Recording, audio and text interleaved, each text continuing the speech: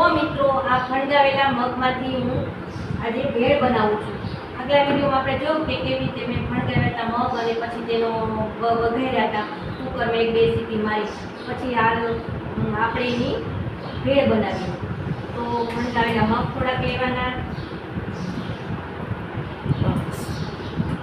સેવ મમરા નાખવાના, એમાં થોડાક ચવાણું નાખવાનું, દાડમના ધાણા, ટમેટા અને ડુંગળી નાખી અને ભેળ બનાવીને ખાવાનું।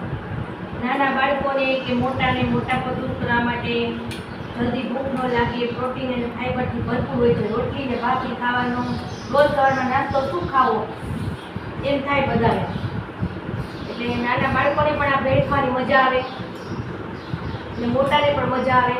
શરીરનો મોટાપો દૂર કરે અને વધુ સમય સુધી ફણગાવેલા મગ રહ્યા એટલે આપણે લાંબો સમય સુધી ખાઈ અને ભૂખ ન લાગે, ફાઈબર અને પ્રોટીનથી ભરપૂર એટલે શરીર પેટ ભરેલું લાગે અને બધા વિટામિન્સ પણ આપણને મળી રહે।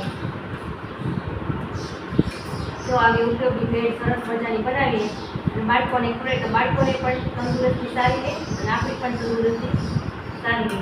માટે રોજ રોટલી ભાખરી ને ખાઈ ખાઈને કંટાળી ગયા હોય તો આવી મસ્ત મજાની પ્રોટીનથી ભરપૂર ભેળ ખાઈ અને તમારા દિવસની શરૂઆત કરો।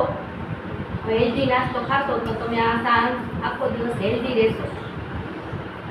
એમાં જલજીરા નાખવા હોય તો જલજીરા તો ઓપ્શનલ છે, નાખવા હોય તો થોડુંક જલજીરા નાખી શકો।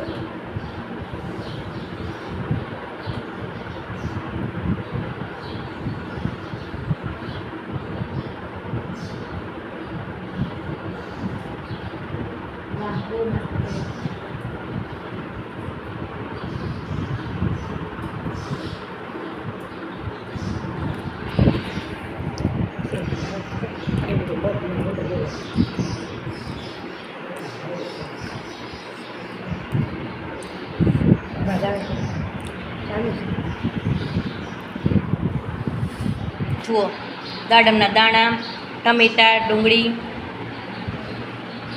સેવ મમરા, ચવાણું,